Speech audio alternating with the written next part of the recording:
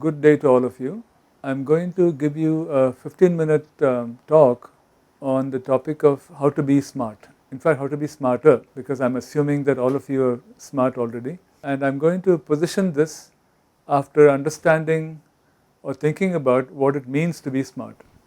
So, for example, if you go to the net and do a Google search on the word smart, you'll see these adjectives or attributes: clever, bright, intelligent, energetic, swift, lively, sharp-witted, and so on. So you can understand that sharp has a number of different dimensions to the term.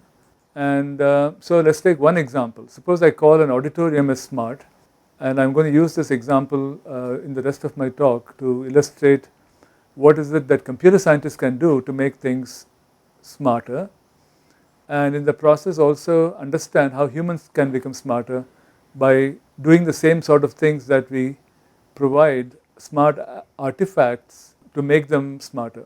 So let us understand what a smart auditorium might do and use that as example as a way to illustrate other smart devices, smart artifacts, including humans.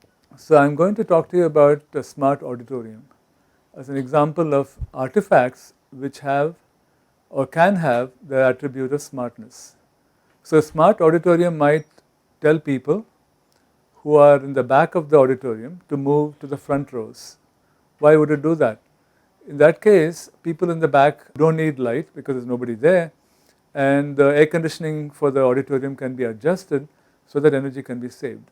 And it might conclude by looking at the number of people in the auditorium that if they all moved forward, 30% energy could be saved. How did it come up with the term 30%, the number 30%?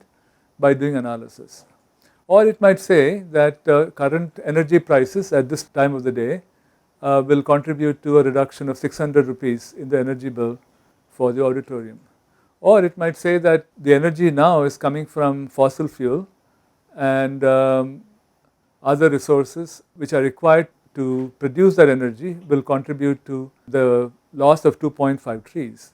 So all these are equivalent in some sense, but giving you different dimensions to the savings. So now all of this requires you to know what the power consumption is, how many people are there, what's the outside temperature, what is the limit on the maximum power available to use in the auditorium. So with all these questions answered, with analysis, with data from sensors, we can respond by asking people to move forward. So you have a sense followed by respond. In fact, there's something more, and that is that we have dependence on a whole bunch of sensors. For example, here we're going to use smart electricity meters to tell us how much energy is going to be consumed in the process of cooling the auditorium. Another example would be a smart door. A smart door will allow people who have, only those people who have access to the room that you enter through the door.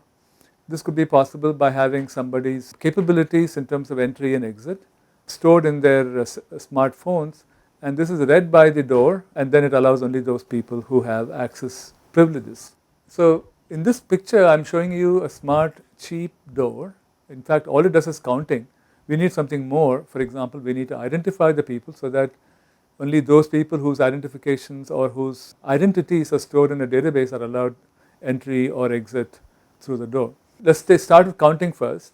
What we'll do is to look at those two lasers, which if cut in one direction, one after the other, will mean entry, and the other direction will mean exit. And when you know that somebody has entered, you add to the occupancy count of the area into which you have access through the door, and vice versa for the exit. Now, if I want to know who is coming in, then I have to also know their identity.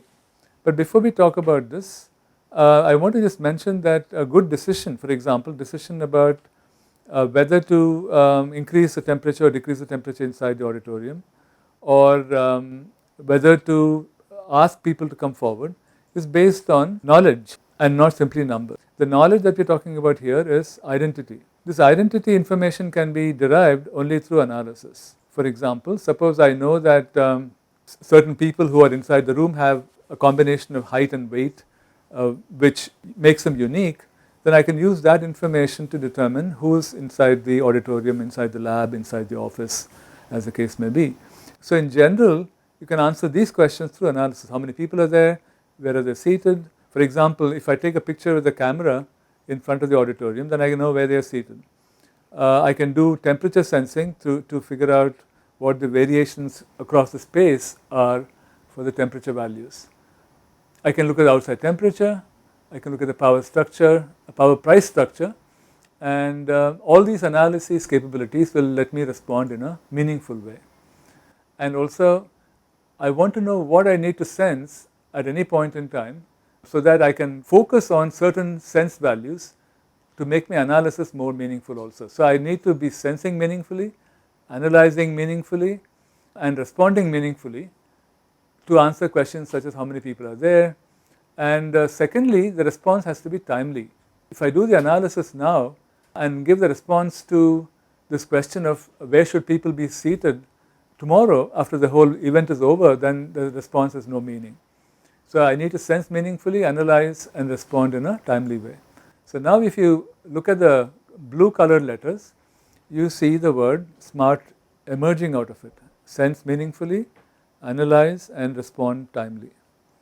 So if somebody asks you whether an artifact is smart, ask the question, is it sensing its environment in a meaningful fashion? Is it doing analysis with the sensed information? And is it responding timely? And all of this has to happen in a feedback driven fashion, because as we all know, we remember and analyze the current situation in the context of what we remember from the past. So there's a feedback loop here, as you can see, from sensing to analysis to response back to sensing. So now you see that everything comes together. We sense meaningfully to understand to get the responses to the questions what, when, how, where, which. Things have to be sensed.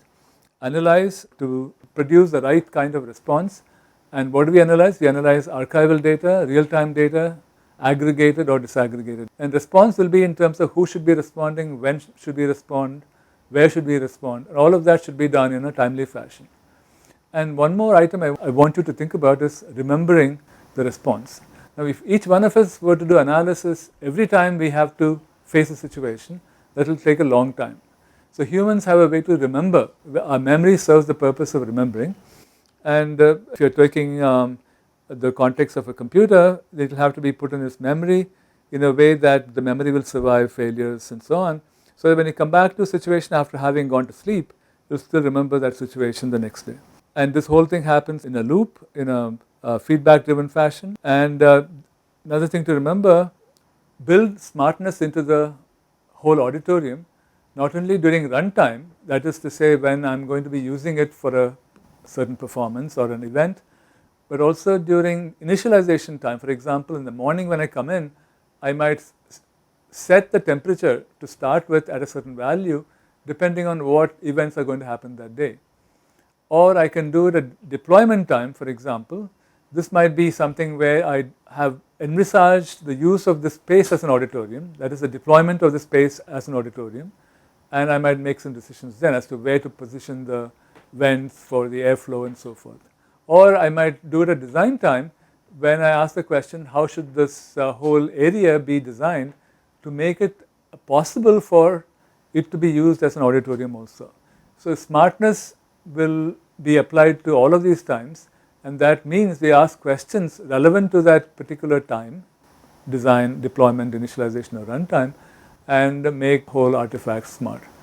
So what I've shown you so far is one aspect of smart energy solutions. What we have done here is to understand which devices, which vents can be closed, which lights can be turned off to avoid or reduce consumption. Similarly, I can make the air conditioners or the vents be open in a staggered mode so as to optimize the level of consumption across large time span.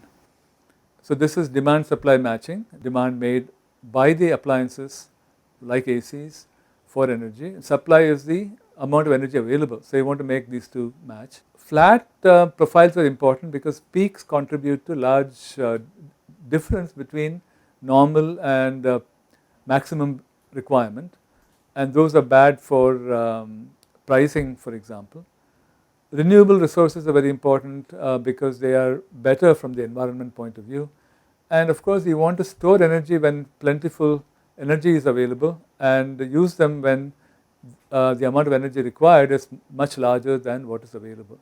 So all of these require smart approaches, which means what? Which means we have to sense, we have to analyze, and we would like to respond in a timely fashion. So let me close my short description of smart things with some thoughts. Anytime we answer a question or make a decision, just like the AC did or the auditorium did, the responses reflect our smartness. And smartness can be applied at all stages: design time, deployment time, initialization time, runtime. Is continuous, feedback driven, resource and time constrained. And there's an observation that people have made that all humans become smarter as time progresses. This is true for individuals, and also generations of humans also become smarter and smarter as time goes by. The reason for that is because they're learning from the previous generation or the previous day if it's an individual. There are of course issues of intrusion, privacy, security that come in whenever you sense and analyze and respond. We didn't get into that today. And the other thing is that sensing costs money, analysis costs time, and response costs infrastructure, which means that the high-tech solution that we are proposing here for being smart does have cost implications. So we'll have to be worried about the payback, and computer science has a major role in terms of optimizing these costs in such a way that the benefits are more than the costs involved.